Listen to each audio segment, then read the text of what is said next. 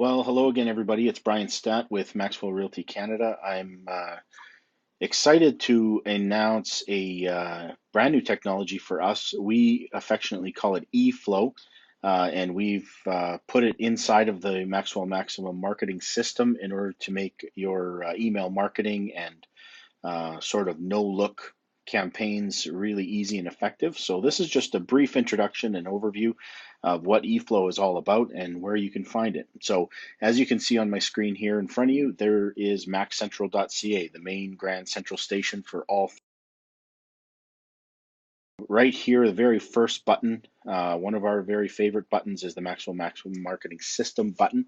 We're just going to go ahead and click that button, and that will take us over to the Maximum Marketing System. Now you'll notice this looks exactly the same as it has. With one little difference, we've added a button here called Campaigns, which is our eFlow button. If you click on the Campaigns button, now we're going to see that there's a whole bunch of pre-built, professional-looking campaigns that are already designed in order to help you stay in touch with your contact list and moving forward with different email marketing campaigns. Because we've already pre-built these ones, we'll go ahead and look at those first. But remember, going forward, you always have the opportunity to build your own campaigns as well. So here is where you would click on new campaigns. You can also find your existing campaigns that are running um, also in this top window, but these are the pre-built ones. So let's go ahead and pretend like we're going to set up a new pre-built campaign. So let's just say I want the Holidays in Canada campaign to run for my contact list. Here, what we have is a holidays campaign that is date-based. We have the opportunity to do two different style of campaigns. This one is a date-based campaign because all of the dates are specific to the individual holidays.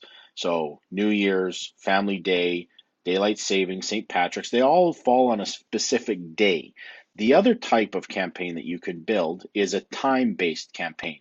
And that's a situation where you would have an email that goes out, and then 4 days later you want another email to go out, and then 12 days later another email to go out. That would be an example of a time-based campaign. So in this campaign, the holidays campaign 2018 for Canada is a date-based campaign, and these are all of the different touch events. Okay, you can see there's a little envelope beside touch one. That means it's an email that's going to go out. All of these are email touch events. Okay, so if I just click select the campaign, I can call it whatever I want. In this case, I'm going to call it Test Holidays, and I just click the next button. Really fairly simple. This portion will take a little longer to load than normal because we have high quality photography, and it's also loading rules at the same time. So it takes a few seconds. Now, what you'll notice as soon as you get here is that this campaign's already been running since the beginning of the year. So we have check marks of ones that there's no sense in sending out a St. Patrick's Day campaign now because it's already passed. So what we have is all of these ones are already passed. We wouldn't want to send any of those. Now we're going to start here with Father's Day. Each one of these additional emails has an on and an off button. Presently, by default, they're all set to on. If I decided that I didn't really like Coffee Day, for example, I thought it was a little too flippant for my particular contact list that I'm sending out, I can very easily just flip that off. Okay, so if I flip the button to off, now you see that all these are on, this one here is off. I can also click on any of these, say Thanksgiving, and I can preview or edit the project, just like you would with a project anywhere else in the Maximum Marketing System. If I preview it, what I'm going to have here is look at what that campaign is going to look like going forward. I can read the text, make sure it's good, make sure it's kosher for the people that I'm sending it out to. I can also click edit on the project. It'll take me into an edit window. So here I would have opportunity to switch out that photo if I wanted to put something else, maybe something a little bit more personal. And just like the same workflow that we have everywhere else in the Maximum Marketing System, you can either click on the text button, the agent button, or just click save and continue. That'll boot me over to the next button, okay? So I have the opportunity to put in a disclaimer. I have opportunity to change any of the text. I can change the headline. I can add a second agent to my campaign if I wanted to. I'm fine with all of those, so I'm just going to go save and continue. And here again, I can have the opportunity to change all of my agent information that goes out in that particular piece. I go save and continue. There we go. I've had an opportunity to edit that one. So I'm happy with the rest of this campaign the way that it is.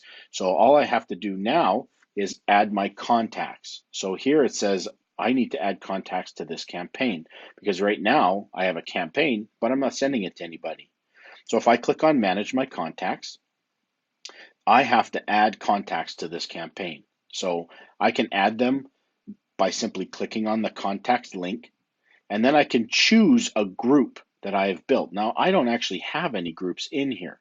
So what I'm going to do is I'm actually going to go and add in a group. Okay, so if I go over here to my contacts tab right up in the top, click on contacts, what I want to do is I want to import contacts. So I'm going to import a new test list of contacts so I know which ones I'm looking at. Okay, that'll be my new group. So I'm calling it a test list of contacts. If I click next, I have all of these options. I can pull straight from my Gmail, Office 365, or Outlook. I can also pull a CSV or Excel file from my Dropbox directly, but I actually happen to have an Excel or CSV file directly on my desktop that I wanted to use. So here's my user sample. I'm just going to grab that, and this brings in all of the information of that particular CSV list that I exported, either from my mail or I just have a contact list, maybe from a CRM manager that I use. Now I have to tell the program which of these columns I want to use. So this is obviously the email column. So I want to choose the drop-down menu email address. This is quite obviously the first name. So, and it asks me, is this a contact? Yes or no? So that it's referring to this very top line. Is this a contact? Well, no, this is the header row of my spreadsheet. So I'm going to say no, that's not a contact. But this column is actually my first name. This column is the last name. And the rest of these I probably don't need. So the system has gone ahead and put a skip column in there. If I wanted to actually pull those in, I could pull in any of these different things. If I wanted to pull in, for example, phone number, I could do that. Say this is the phone number that I want. Maybe I might also want to do street address 1. There's the city. So I'm just going to I'll put the state and province, we'll put our postal code, and that allows me to populate all of these different columns directly into my contact list. So I've got it just the way that I want it. There's the email address, first name, last name. I'm going to skip that column because I already have first name and last name. Their title I don't really need. So I've got it just the way that I want. So I'm going to click next. Oh, I've got an error here. Please assign items to only one column. So I've got email address, first name, last name. I've obviously got a double in here. Oh, there it is. There, I had a double on the phone number. So we've corrected that error. I click next and I can move on. So I've imported 5 new contacts, and all I have to do is just click next, and now my 5 new contacts have gone into the list. So I'm going to click done. So now I have contacts in my list. I'm just going to go back to my campaigns. And if you remember, I named it Test Holidays 2018. I'm going to go right back to where I was working. I'm going to click Manage My Contacts. I'm going to click on the contacts link. And now I have the opportunity to pull that list that I just put in there. This is my groups, test list of contacts. There are those 5. I just hit select. Okay, it populates my group. Okay, now at this point, I can save this campaign and I'm ready to go. Okay, here's my list of contacts. You can see their email, first name, last name, everything's in there properly. I've got all my events. I'm ready to go. Now all I have to do is just hit start. Now it says up here, I get a green bubble, says success. My campaign is activated and it is ready to go. So now come Father's Day, those people in my contact list are automatically going to get an email from me regarding Father's Day. And I can take a look at what that email is going to look like. It's quite literally just a set it and forget it kind of a campaign. If you want to take it deeper, you can customize any of these campaigns or you can create your own.